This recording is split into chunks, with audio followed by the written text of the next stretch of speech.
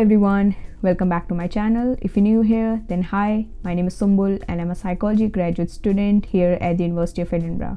Before I delve into this video, I just want to say if you enjoy watching my videos, then please support my channel by clicking on the subscribe button down below. And don't forget to hit the notification bell so that you know instantly whenever I upload a new video. It's going to mean a lot to me. And in this video, I'm going to be talking about the added stressors in university and how you can overcome them.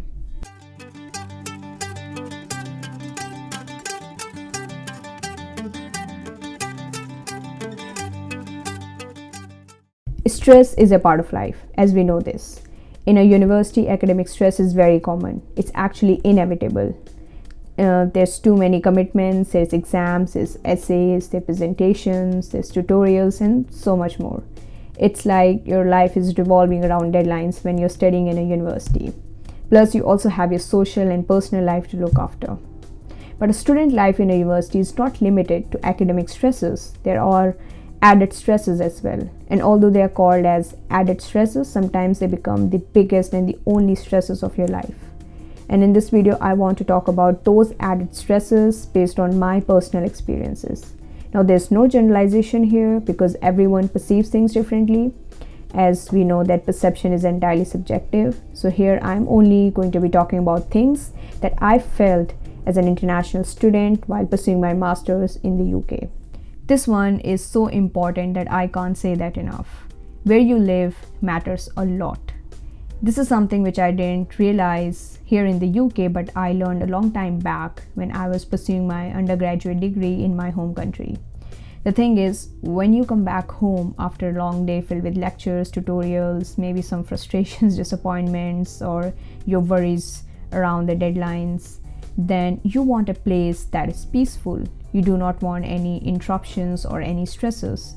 You do not want any kind of unnecessary drama. You do not want any kind of trivial arguments with your flatmates or your roommates. You just want a place that is surrounded by good people where things get sorted out as soon as possible in case of any emergency. You want a place that has an easy access to all the basic amenities. That is why I personally believe it is so important that you invest a good amount of time before making a decision on accommodation. Otherwise, it can become a very, very big stressor of your life, and that will start affecting your studies. Just think about it. If you're constantly worried about things that are related to your accommodation or your place of stay, then it's going to become very hard for you to focus on the things that actually matter, such as your upcoming exam or your upcoming essay deadline.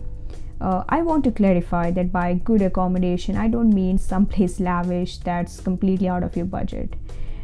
This is especially important if you're a student.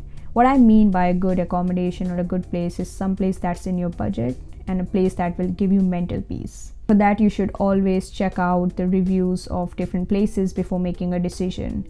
Or you can always talk to people who have had a past experience with a particular place. By doing all this, you can always make an informed decision. Culture shock is a very common thing that everyone experiences whenever they go to a different country. Culture shock can lead to feelings of anxiety, loneliness, social isolation, and this can become particularly stressful for people who are international students like me and people who are socially anxious by nature. Here's something interesting. Whenever you go to a new place, your brain starts playing tricks with you. Littlest things and the most trivial things start affecting you so badly, as if your life depends on those things. Your brain becomes so fixated that you start investing your time into those inconsequential or trivial things. Actually, you're not to blame. It's just a coping mechanism. Your brain is only trying to make sense of everything. It's only trying to cope up with all the novelty around you. And in those moments, there are too many added stresses that you feel, and you start feeling as if you are mentally exhausted, and your mental health is also affected in those moments. The good news is that all of this is a normal experience. As soon as your brain starts settling in, things get normal. But I also want to emphasize that even though things start normalizing soon, it's very important that you communicate your feelings, especially in the beginning, with the people you are comfortable with the people you trust, like your brother, your sister, your friends, or even your parents. If you want a professional opinion, then universities have a very strong student support services, and you can always book an appointment with them. It's all free. You don't have to pay a single penny. And I'm also thinking I should make a video on this, like how you can access students like mental well-being support services whilst a student at the university. Let me know if you want that. Money is a very important defining feature of a student life in university, and that makes managing it even a crucial part of one's well-being. It can become a big added stress of your life if you feel like you're running out of money very quickly. Trust me, it literally feels like, where does all the money go? And it becomes even more frustrating when you are being mindful of your expenses, plus you're not working as a part-time student. I think it's crucial to note that there are some courses that are very, very intensive, and it's not always possible to do a part-time job along with the studies. There's just not enough time to commit yourself to work. And students are advised some tips like spending smartly, like always asking for student discounts.